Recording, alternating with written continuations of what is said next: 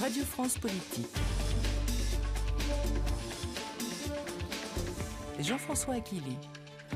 Bonsoir, Jean-Marie Le Pen, président d'honneur du Front National et l'invité ce soir de Radio France Politique. Bonsoir Jean-Marie Le Pen et bienvenue sur ce plateau. Nous évoquerons avec vous la campagne présidentielle de votre fille Marine. Semble-t-elle marquer le pas avec une progression stoppée dans les sondages? Nous le verrons avec vous. Nous reviendrons également sur la polémique suscitée par votre évocation de Robert Brasillac. Vous nous direz pourquoi.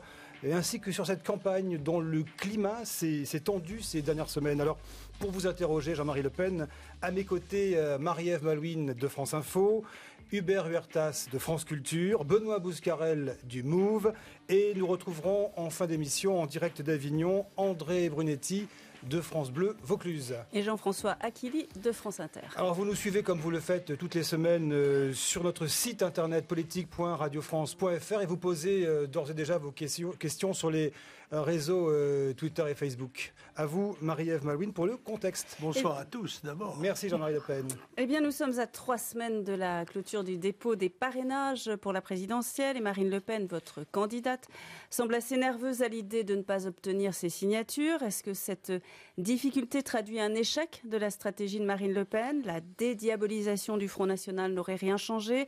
Votre parti resterait peu fréquentable, voire peu recommandable par les élus pour la présidentielle. Il est même jugé aujourd'hui national et socialiste par Claude Guéant, le ministre de l'Intérieur. En tout cas, tout cela plombe la campagne, les intentions de vote stagnent, l'hypothèse d'un second tour s'éloigne.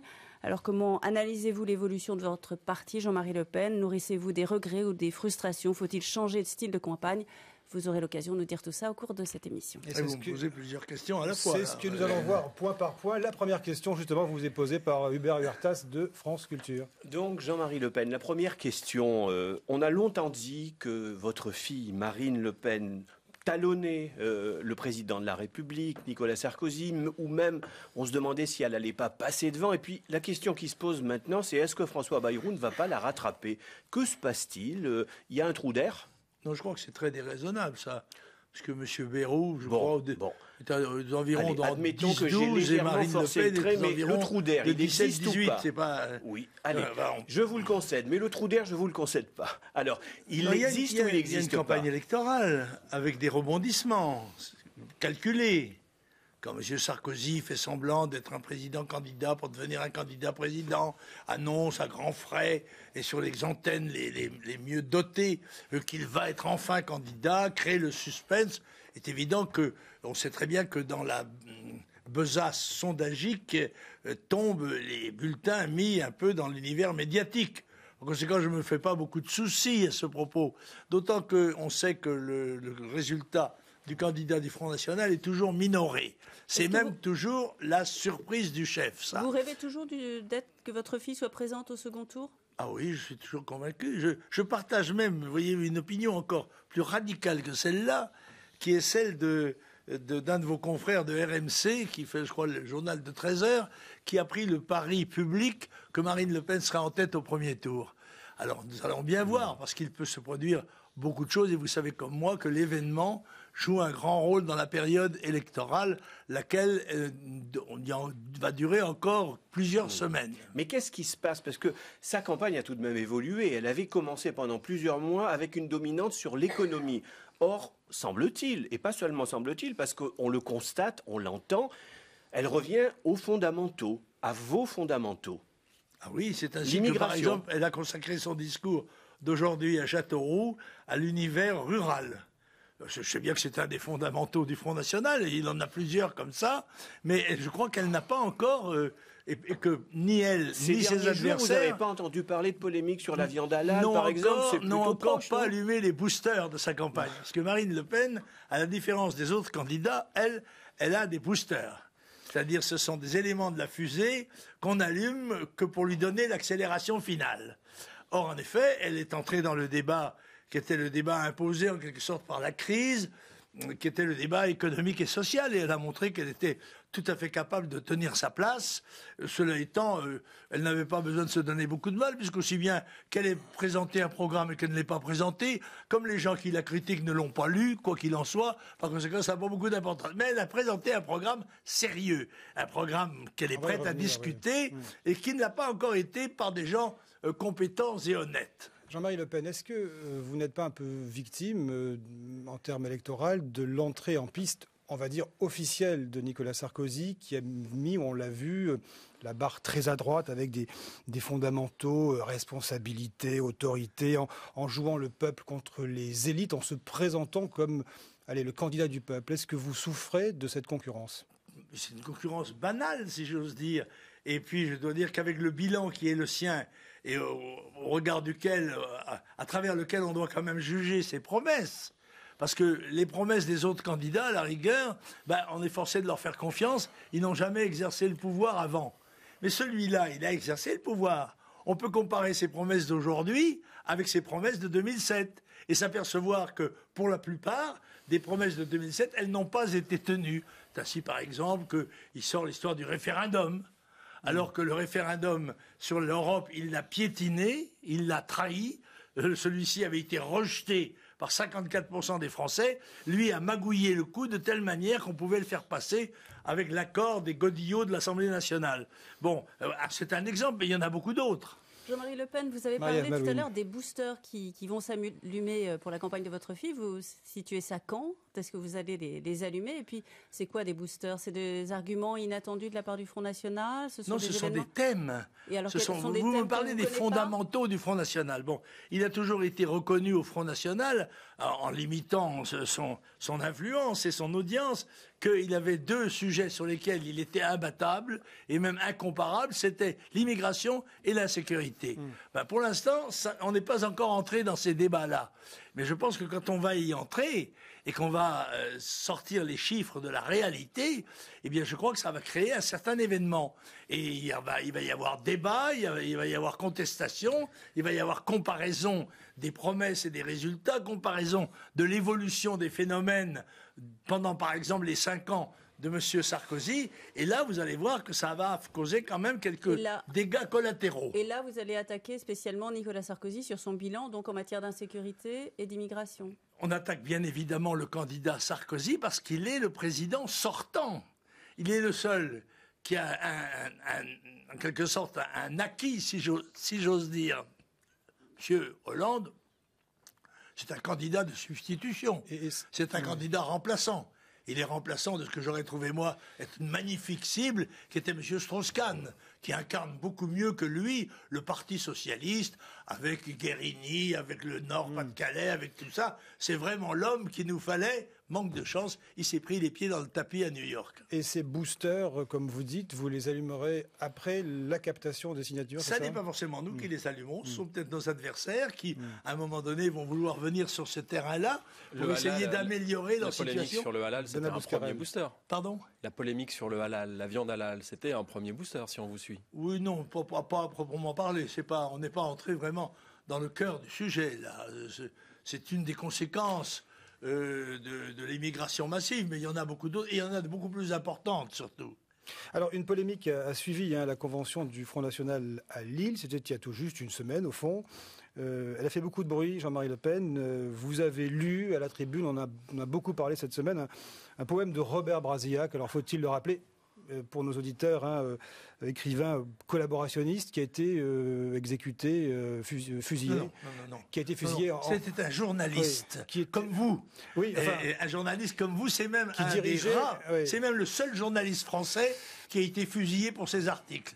Alors, vous savez, on ne sait jamais, il faut faire attention. Pauvre moi qui pourrait être à sa place, pourriez-vous penser après tout. Il faut préciser qu'il dirigeait la rédaction de l'hebdomadaire Je suis partout, qui était quand même réputé pour son antisémitisme durant la période. C'était un organe collaborationniste, mais moi, je ne me crois pas obligé d'avoir la même opinion que les gens dont je cite les poèmes. Alors si vous voulez bien, pour rendre vos auditeurs juges, ça va être... J'avais fait un exposé sur un des sentiments que je crois fondamentaux dans notre doctrine, c'est l'honneur.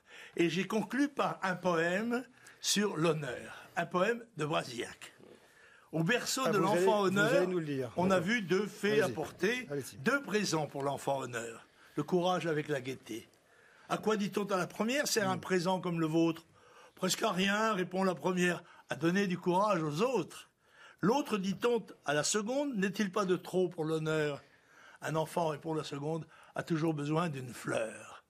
Alors voilà la cause du débat. Vous savez bien. J'ai dit Oui. un poème de Robert Brasillac. Jean-Marie Le Pen, ce n'est pas, je pense pas que ce soit la nature des vers que vous citez Autrement qui dit, est pardon, vous voulez dire, monsieur Achille, que 67 ans après la guerre mondiale, on ne peut pas, sans créer de scandale, citer, même pour un poème, le nom de quelqu'un qui a été fusillé à la Libération en février 45, je vous le rappelle, et pour lequel l'ensemble des auteurs français s'étaient pratiquement mobilisés pour demander sa grâce, ce qui n'a pas été accordé. Jean-Marc, vous saviez ce Pas que tous vous à la faisiez, fois. c'est de la provocation, vous le Benoît saviez. Bouscarel. Et de la provocation, monsieur, voyez-vous, il faut que vous vous convainquiez de quelque chose.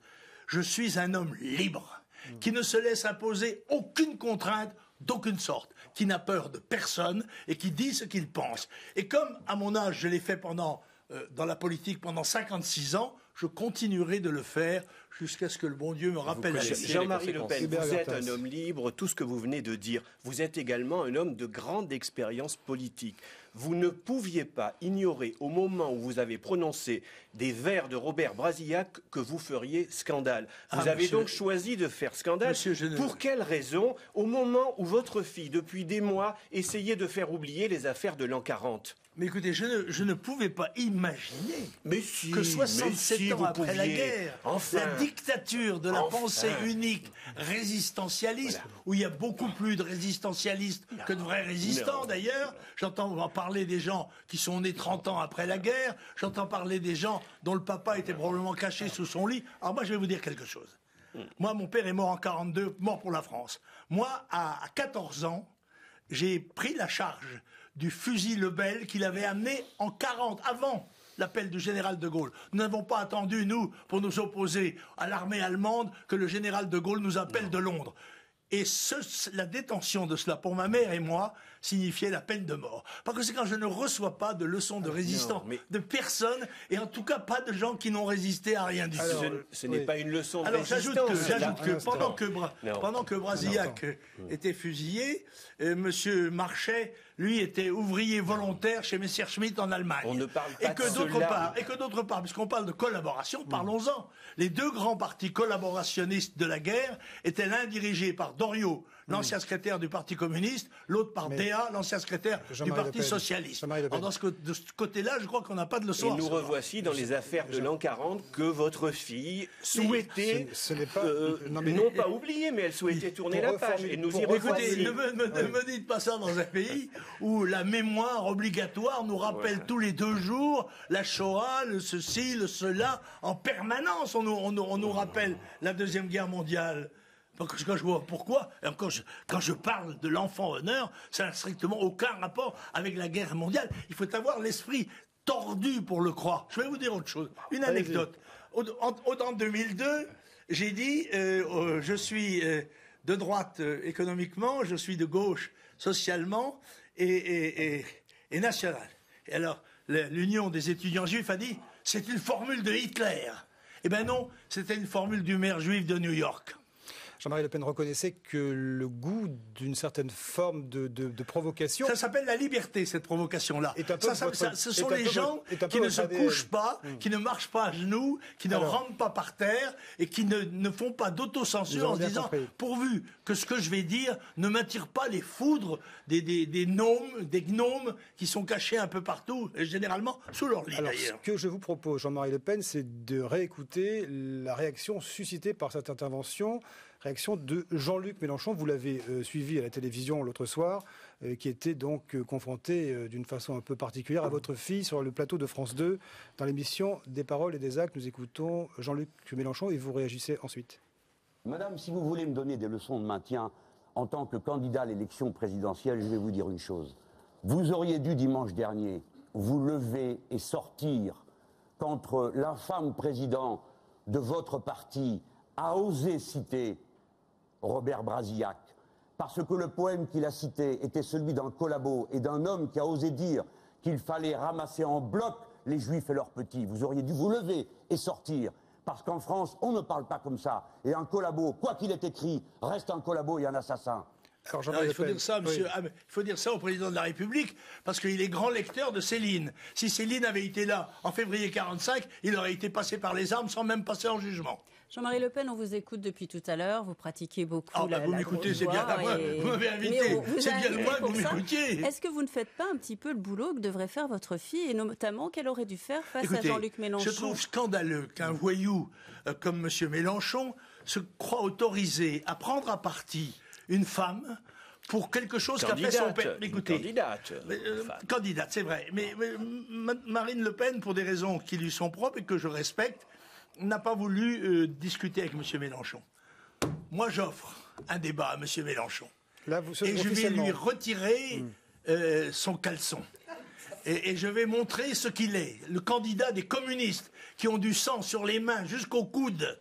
Voilà ce qu'est M. Mélenchon, qui entre-temps a été pendant 30 ans un gros sénateur dont on n'a jamais entendu parler d'ailleurs. Donc vous restez le numéro 1, quelque part. Pardon ? Vous restez le numéro 1 du Front National, ce que votre fille n'a pas souhaité faire. Quand il s'agit de défendre la liberté, et surtout la mienne, là, vous pouvez. Je suis numéro 1. Donc, mais ça veut dire qu'il y a une faiblesse du côté de votre fille ? Pardon ? Ça veut dire qu'il y a une faiblesse du côté de votre fille dans cette campagne. Mais pourquoi croyez-vous que ce soit une faiblesse ? Vous pensez que les gens qui sont témoins de notre débat de ce soir prennent la position de M. Bernard-Henri Lévy sur le sujet ou de M. Mélenchon ? Ben vous allez voir ça aux élections. Vous allez le voir. Qu'est-ce que vous auriez fait, vous, Jean-Marie Le Pen, sur le plateau de France 2 ? Vous auriez refusé le débat comme l'a fait Marine Le Pen, ou vous auriez Je ne suis pas Marine Le Pen. Marine Le Pen a refusé de parler à M. Mélenchon, d'abord parce que Antenne 2 le lui avait imposé. Ensuite parce que M. Mélenchon l'a insulté, comme il le fait, naturellement, normalement. Bon, c'est sa manière de s'exprimer. Alors moi, je dis à M. Mélenchon, qui n'est pas les pudeurs de ma fille, j'attends M. Mélenchon dans un débat, où il veut, quand il veut. Nous allons l'organiser. Très bien, voilà une excellente initiative. Et M. Mélenchon, on verra bien ce qu'il dira à ce que j'ai à lui dire. Pourquoi vous dites voyou ? Vous l'avez appelé le voyou ? Parce que ce sont des méthodes de voyou. C'est ça, prendre à partie une candidate au sujet de ce qu'a dit son père, c'est une méthode de voyou. C'était un débat. Elle vous a déçu en refusant le débat ? Alors autrement dit, le débat est libre. Oui. Il est libre sauf pour Le Pen, si je comprends bien. Pourquoi ? Elle était en face de lui. Il y avait un débat tout à fait normal qui était organisé à la télévision. Je vous propose, moi je lui propose mieux que ça. D'accord. On déballe tout. On déballe tout, le trotskisme, le Sénat, le socialisme, le communisme et tout. On va pouvoir parler librement et éclairer des gens sur Mélenchon. Les gens ne savent pas très bien qui c'est. Brasillac non plus d'ailleurs. L'avantage des débats, y compris des débats conflictuels, c'est d'apprendre aux gens un certain nombre de choses. Je pense qu'après ça, il y a un certain nombre de gens qui liront les poèmes de Fresne, par exemple. Ils sont très beaux. Je pense que vous allez nous apprendre des choses aussi sur le national-socialisme, puisque Claude Guéant a déclaré aujourd'hui « Le FN n'est pas un parti républicain de mon point de vue, c'est un parti qui est nationaliste et socialiste ». Bah oui, mais c'est pas nous qui avons ces initiales-là. NS. C'est Nicolas Sarkozy, c'est pas le Front National, ni Jean-Marie Le Pen. Louis Alliot demande sa démission, c'est excessif. Louis Alliot demande la démission de Claude Guéant suite à ses propos. C'est Guéant ou Guénaud qui a dit ça ? C'est Guéant. Oui, mais Guéant, c'est un haut fonctionnaire. Nous sommes dans une république où, faute d'hommes politiques d'une certaine dimension et d'une certaine culture, le président de la République est obligé de sortir de ses caisses un certain nombre de hauts fonctionnaires rompus à l'étude d'un certain nombre de sujets, en particulier des sujets du ministère de l'Intérieur, pour défendre sa politique. Là encore, moi je suis prêt à rencontrer M. Guéant où il veut, quand il veut. La démission de Guéant, que demande M. Alliot, vous en faites l'écho, vous la demandez aussi ? Ben écoutez, vous me l'apprenez, c'est une initiative que je mûris dans ma tête, si vous permettez. Alors Jean-Marie Le Pen, avant de laisser la parole à notre ami Benoît Bousquerel de la radio Le Move pour quelques minutes, une question toute simple qu'on a envie de vous poser à chaque fois que l'on vous rencontre. Est-ce que oui ou non, vous avez vos fameux 500 parrainages ? Où en êtes-vous ? Eh bien non, je crois que nous ne les avons pas encore. Mais nous ne sommes pas les seuls dans cette situation. Et cette situation n'a strictement rien à voir avec l'admissibilité de Marine Le Pen dans l'univers politique français. La plupart des candidats se sont retirés parce qu'ils n'en avaient pas la possibilité. J'ai entendu tout à l'heure monsieur Villepin dire qu'il ne les avait pas non plus. Je pense que j'ai entendu M. Besancenot dire que M. Poutou ne les avait pas non plus. Par conséquent, il y a là une attitude très compréhensible des maires qui ne veulent plus jouer ce jeu, dont on leur dit d'ailleurs qu'il sera réformé à chaque élection, et il ne l'est jamais. Pourquoi ? Parce que c'est un levier de puissance des pouvoirs des grands partis politiques sur les plus petits. C'est eux qui dirigent l'opération. Et je dois dire que ça ne m'a pas étonné d'un organisme présidé par M. Debré qui a déclaré que c'était conforme à la transparence que de publier les noms des gens qui avaient présenté les candidats. Pourquoi pas aussi le nom des électeurs. On votera comme ça, comme le souhaiterait sans doute M. Mélenchon, avec le bulletin à la main. Quel serait le bon système, Jean-Marie Le Pen? La suppression de la publicité au journal officiel, c'est tout? C'est tout ce que vous réclamez, finalement? Moi, je réclame ça. Il n'y aurait pas de problème. Moi, ça ne me gêne pas. Mais je crois que ça gêne beaucoup les maires qui estiment qu'ils sont l'objet, ou qu'ils peuvent être l'objet de représailles à tous les niveaux, et y compris d'ailleurs de la part du Parti communiste cher à M. Mélenchon, y compris les violences physiques, n'est-ce pas, les agressions qui suivent quelquefois les élections, mais aussi parce qu'il y a le problème de les communautés de communes qui met toutes les petites mairies sous la coupe des grandes villes. Et les gens craignent. Il y a aussi les conseils généraux, les conseils, régionaux, qui donnent des subventions. Et les gens qui se marquent pour un candidat d'opposition, ceux-là sont mis à l'index. Combien est-ce qu'il vous manque de promesses de Je ne sais pas, je ne tiens pas comptabilité de ça. J'essaye de me battre pour, à la mesure de mes moyens, pour essayer de remplir la... Et alors, quand elle aura ses 500 signatures, on dira ah ben c'est comme d'habitude, c'est comme son père. Ils disent qu'ils n'ont pas les signatures, puis quand même ils réussissent à les avoir. Donc c'était du bluff. Eh ben ça n'était pas du bluff. Et les journalistes honnêtes qui nous ont fréquentés savent bien que ni en 2002 ni en 2007 ça a été facile. Ça a été très difficile. Il paraît qu'en 2007, en fait, vous n'en avez pas eu 507, mais 567. Celle qui arrive je ne sais pas qui vous a dit ça. Je l'ai lu dans un média. Méfiez-vous de croire ce que vous lisez. Bon, Jean-Marie Le Pen, si vous n'avez, ce sera vérifié. Imaginons un instant, vous n'obtenez pas ces signatures, que se passe-t-il? Ça serait terrible. Ça serait terrible. Et ça serait terrible pour tout le monde, y compris pour l'image de la France dans le monde, y compris pour la stabilité de la République elle-même, y compris pour sa crédibilité, parce qu'on sait bien qu'il y a que notre démocratie n'est pas parfaite, mais enfin tout bien compté, après tout, on s'en contente. Mais ça, c'est quelque chose de grave, qu'un candidat ayant 15 ou 20% des voix soit empêché de se présenter pour une raison administrative, strictement sans rapport avec la politique, puisqu'on nous dit que c'est une démarche administrative, dont le but était d'écarter les candidats farfelus, les candidats fantaisistes. Le moins qu'on puisse dire est que Marine Le Pen n'est pas un candidat fantaisiste. Et cependant, la règle lui serait appliquée. Enfin, bon, j'espère qu'il y a dans notre pays encore suffisamment de maires courageux et démocrates pour faire le geste même, et surtout s'ils ne pensent pas comme Marine Le Pen, pour lui donner non pas le parrainage, car c'est pas un parrainage, mais la présentation. Est-ce que vous donnerez une consigne de vote? Pardon? Vous donnerez une consigne de vote? Je ne sais pas encore, moi, mais c'est pas moi. Moi, je ne suis pas le président du Front National. Mais le Front National, je ne suis pas le candidat. Non. Mais je donnerai mon avis au moment où la question sera débattue. Votre avis est que il faudra donner ou ne pas donner une consigne de vote pour le cas dramatique que vous évoquez. Présidentielle, si vous n'avez pas les 500 signatures. Je ne sais pas encore ce que nous ferons, mais je vous en avertirai en temps utile, c'est sûr. Mais il y aura sans doute des réactions à ce niveau-là. Et il y aura, je pense que dans ce cas-là, qu'on pourra pronostiquer que M. Sarkozy serait certainement battu. Vous écoutez... Mais il y a surtout les élections législatives qui suivent, où il y a un certain nombre de maires qui sont candidats, et quelquefois dans des situations très difficiles. Vous leur promettez des triangulaires, c'est ça? Comment? Vous leur promettez des triangulaires sévères? Des triangulaires, ou même des comment dit-on, des binoculaires. Des duels. Vous écoutez Radio France Politique, il est 18h34. Radio France Politique, Jean-François Aquili. Alors Jean-Marie Le Pen, c'est notre séquence dédiée au MOVE, la radio jeune de Radio France. Avec vous, Benoît Mouscarel. Oui, la semaine a été marquée par de violents affrontements sur l'île de la Réunion, plusieurs nuits d'émeutes, 230 interpellations et finalement un accord en cours de finalisation. Les prix de 40 produits seront gelés, le litre d'essence va baisser de 8 centimes. Écoutez les réactions de ces quelques Réunionnais qui protestaient contre la vie chère. Pour moi, c'est de la poudre aux yeux, quoi. C'est tout. C'est une grosse insulte, vraiment.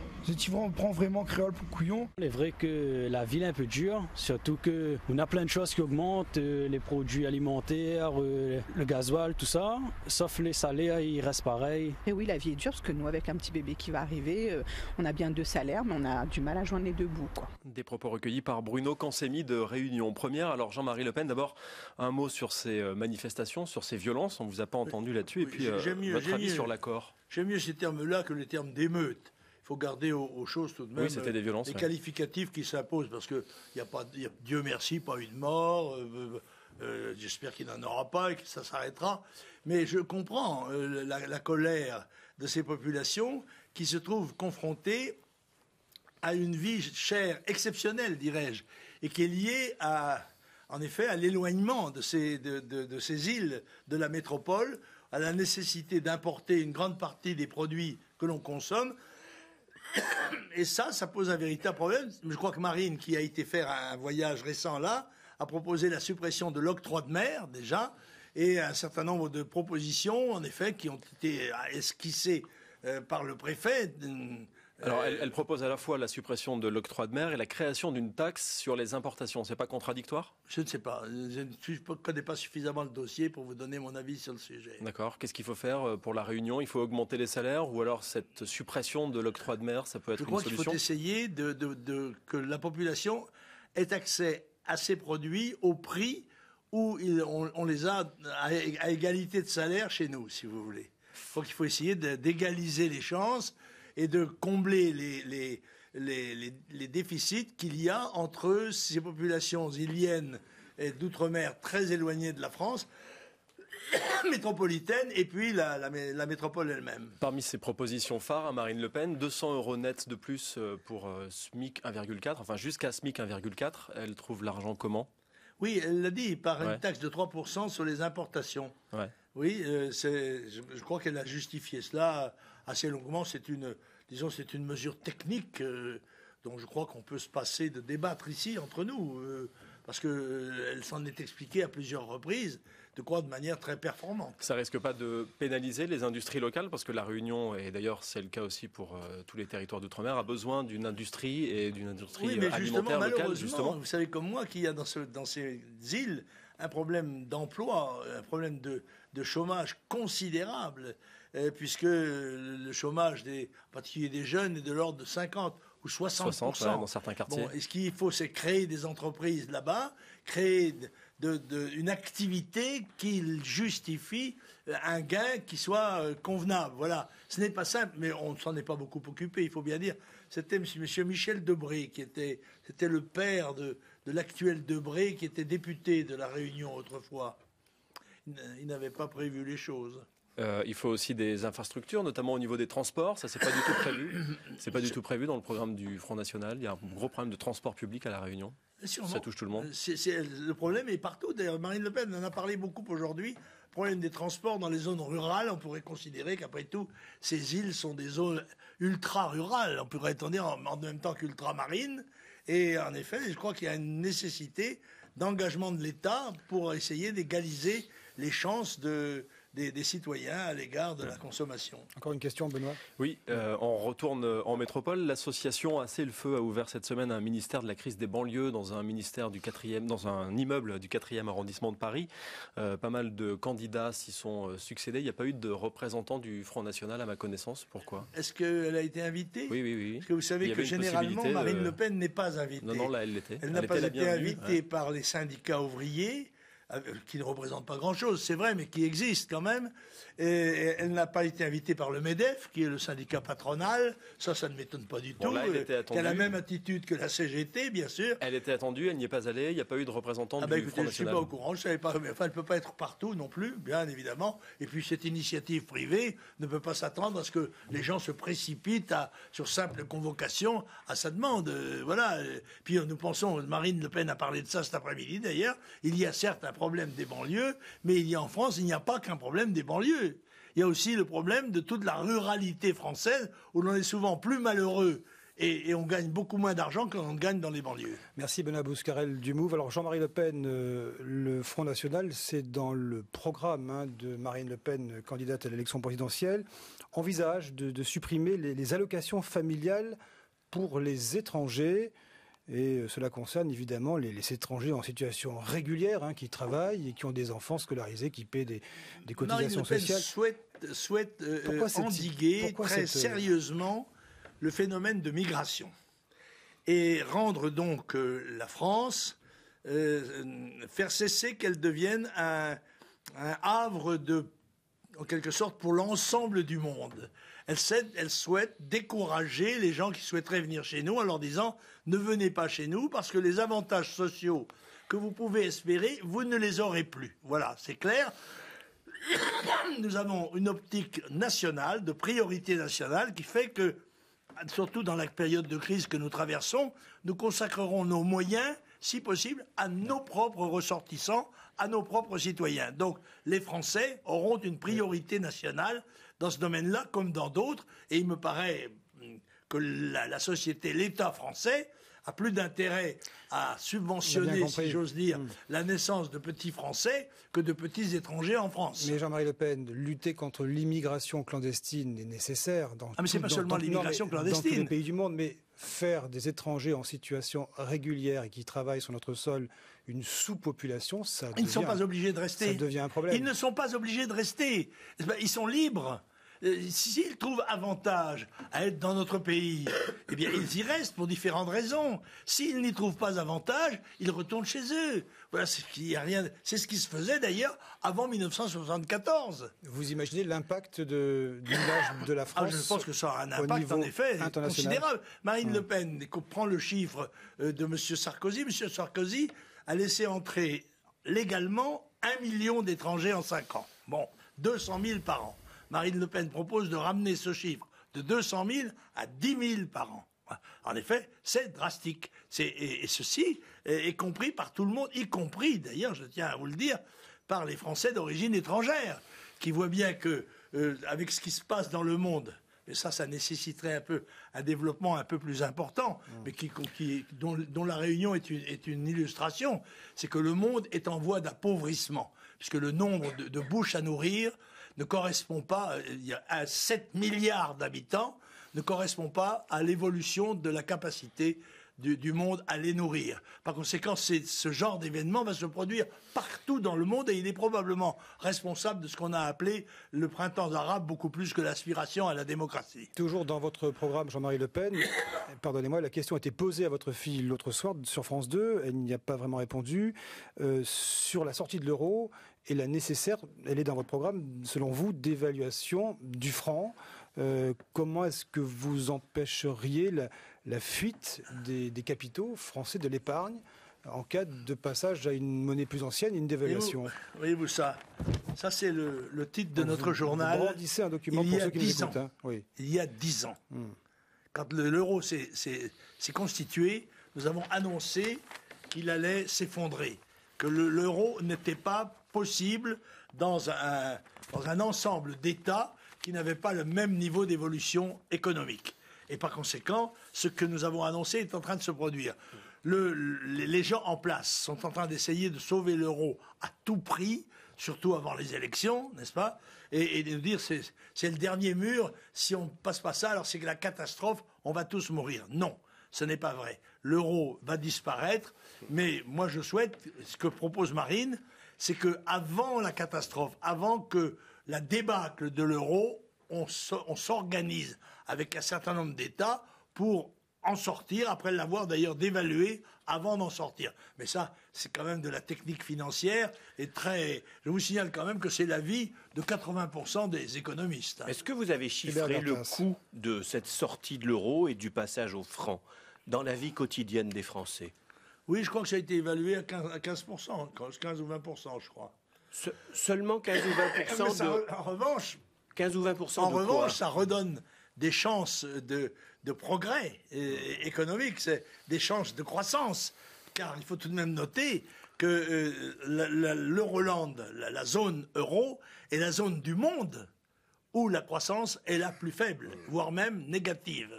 Par conséquent, ce qui nous avait été vendu il y a 10 ans comme une promesse de prospérité, de plus, c'est avéré être une promesse flouée. Et ce 15 ou 20%, c'est 15 ou 20% de perte de niveau de vie, c'est 15 ou 20% de quoi? Non, c'est 15 ou 20%, mais c'est très compliqué parce que vous savez, en effet, si on dévalue, on libère quand même des possibilités pour nos entreprises d'exportation. On peut exporter plus facilement. Par conséquent... Mais pour l'immédiat, on va acheter de l'essence avec un franc qui ne vaut pas... grande partie oui, du prix, 80%. Une grande partie du prix de l'essence est composée par les taxes de l'État. Par conséquent, un État national qui se respecte ferait peser plutôt sur une réduction de ses demandes plutôt que... Ce qui veut dire qu'il va y avoir une grosse perte pour l'État et que l'État devra compenser. Vous savez... N'importe comment, nous savons que le pétrole va augmenter, que son augmentation est pratiquement inéluctable, et que elle a été annoncée par le président de Total, qui nous a dit voilà, c'est très simple, elle sera à 2 euros le litre. Et attendez, s'il y avait un incident dans le détroit d'Ormuz, elle serait à 10 euros le litre. Et là, l'économie s'arrêterait. Et ça, c'est quelque chose qui nous pend peut-être au nez comme un sifflet de dessous. Alors justement, la transition est toute trouvée, Jean-Marie Le Pen, pour évoquer en quelques mots la situation internationale. Tout d'abord, ce qui se passe en Syrie. Est-ce que vous condamnez les massacres qui sont perpétrés actuellement en Syrie? Faut-il, selon vous, un départ de Bachar el-Assad? Je suis frappé par le parti pris des médias français sur cette histoire de la Syrie. Je tiens tout de suite à vous dire que je ne connais pas M. Assad. Moi, je ne l'ai jamais reçu à Paris, pas plus que je n'ai reçu M. Kadhafi. Mais enfin, les gens qui les ont reçus ont peut-être quelques responsabilités. Mais je vois les images des bombardements. Je vois un obus toutes les minutes, tous les 2 minutes. Il y a quand même 30 secondes sur Tokyo. 30 secondes sur Tokyo. 100 000 civils tués. 30 secondes. Nagasaki, Hiroshima, 80 000 morts civils. Dresde, 200 000 morts civils.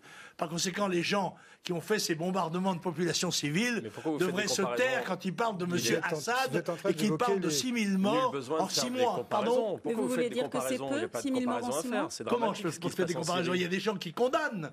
Des gens qui condamnent. Il faudrait que les gens qui aient condamné aient les mains propres. Or, ils ont les mains beaucoup plus sanglantes. Marseille, monsieur, Marseille. 5 000 morts le même jour par un bombardement. Des 5 000 civils tués à Marseille. Est-ce que M. Assad est condamnable ou pas? Bon, en dehors du fait que d'autres pourraient l'être auparavant. M. Assad est aux prises avec une guerre civile. Parce que je sais qu'il ne tue que des civils, mais je ne sais pas qui tue ces soldats. Alors, ça doit être le hasard, la malchance. On a l'impression que vous le défendez, là. Je défends la vérité, monsieur. Moi, je suis un homme. On a l'impression que, je suis en un homme défendant la objectif. vérité, vous défendez On m'a fait le M. même Assad. On m'a fait le même reproche en Libye, quand l'armée française s'est vantée d'avoir fait 10 000 sorties militaires contre les armées de Kadhafi. Le résultat, nous l'avons. La première déclaration du responsable nouveau, c'est qu'on va établir la charia. L'anarchie règne dans le pays, la torture est de règle. Voilà ce que M. Bernard-Henri Lévy et M. Sarkozy ont fait. Et M. Juppé... Vous regrettez M. Kadhafi ? Je regrette la paix qui régnait. Ah oui, c'était le pays d'Afrique où le niveau de vie était supérieur. C'est le premier pays. Donc, oui. vous souhaitez... Vous pensez que c'est la démocratie qui a triomphé et vous pensez que c'est la démocratie qui triomphera en Libye si jamais M. Assad était obligé de partir? Donc Jean-Marie Le Pen, clairement, vous souhaitez son maintien, son soutien. Enfin... Je ne souhaite rien du tout, monsieur. J'observe. Je suis neutre. On a l'impression, à vous écouter, quand même. Infiniment, mon opinion est liée au sentiment que j'ai de la vérité. Et quand je vois des campagnes de propagande, eh bien, je me défie. Je compare ce que dit la propagande et ce que je vois moi-même.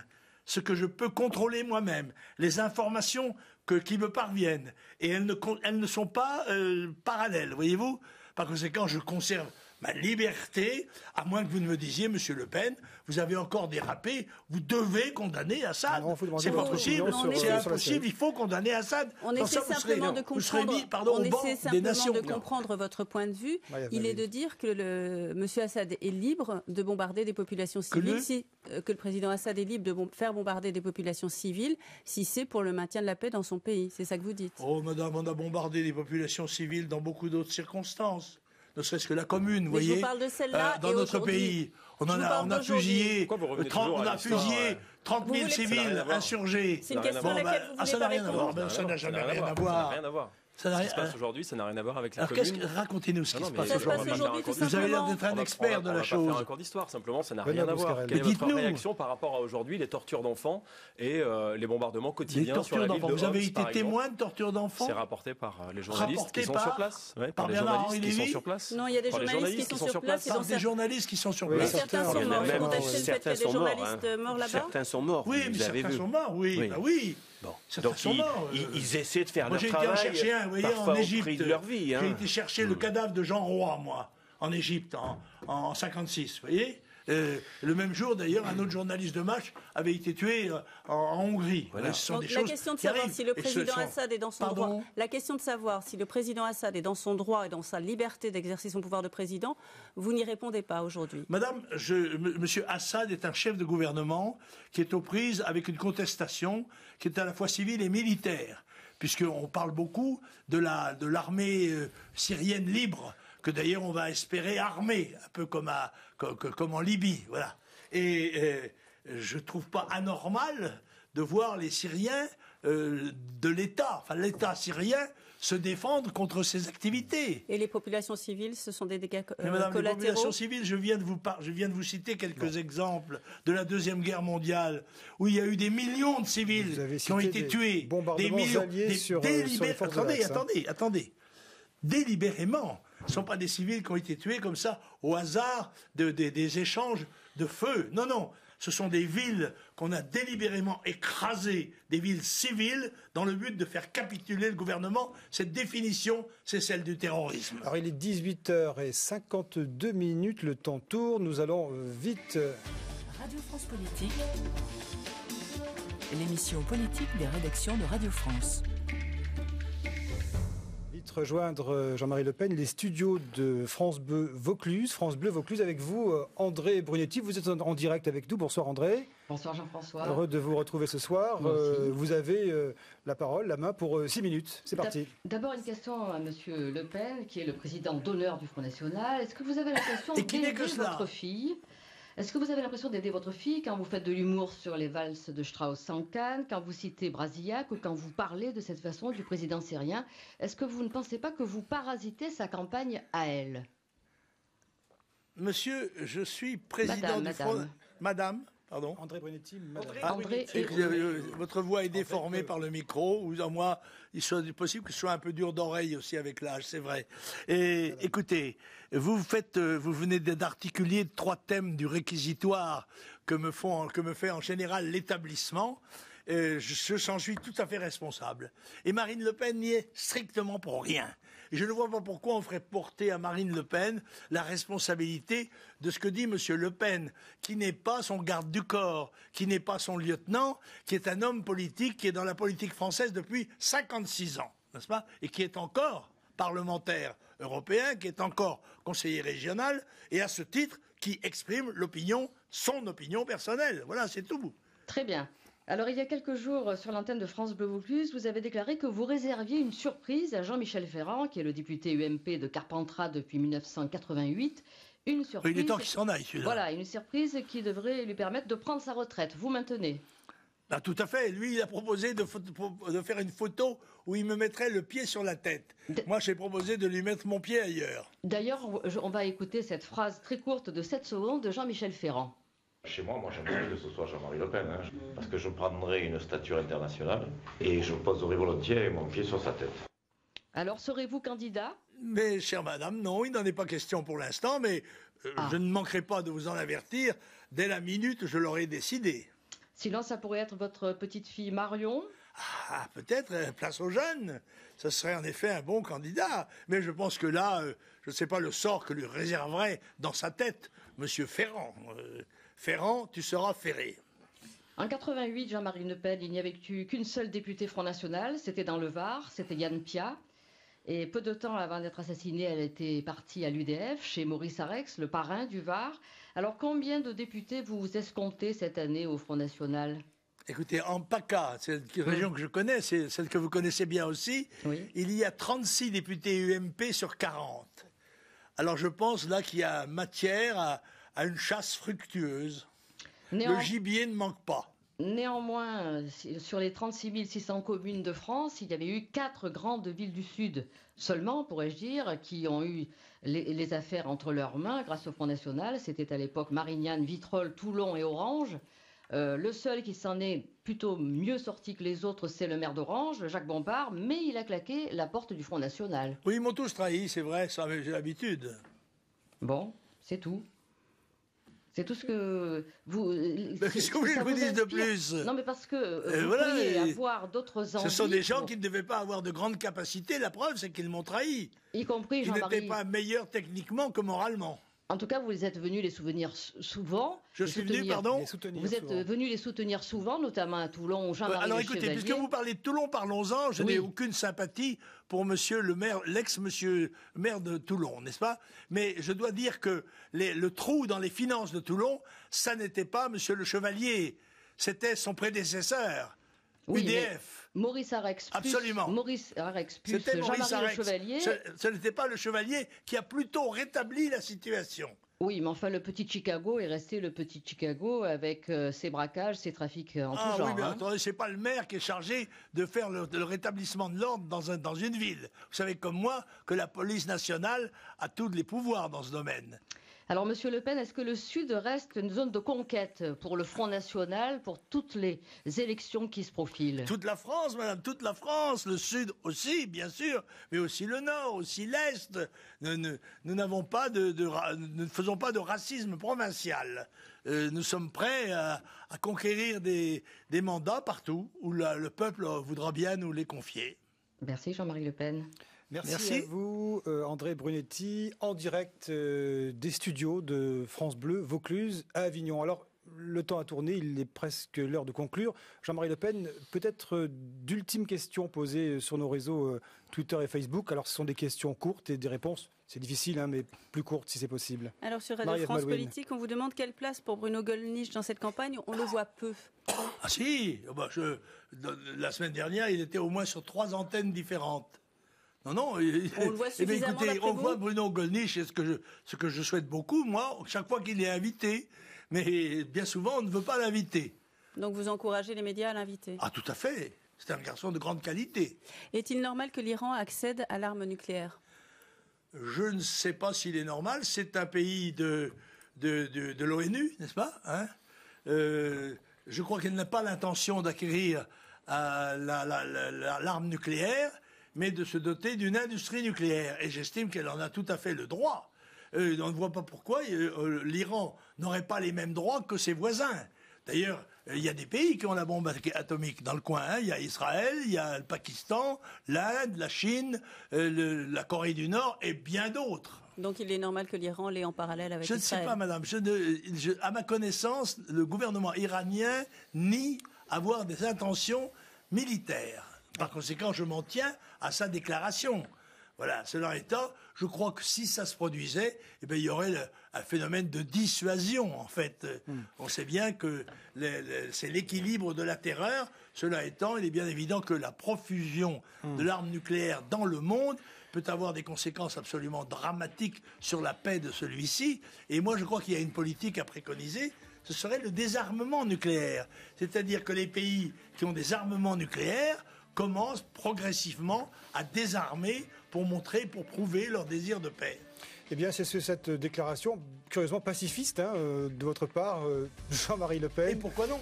Que ça termine cette édition de Radio France Politique. Merci à toutes et à tous de l'avoir suivi. Merci aux équipes techniques radio et télé.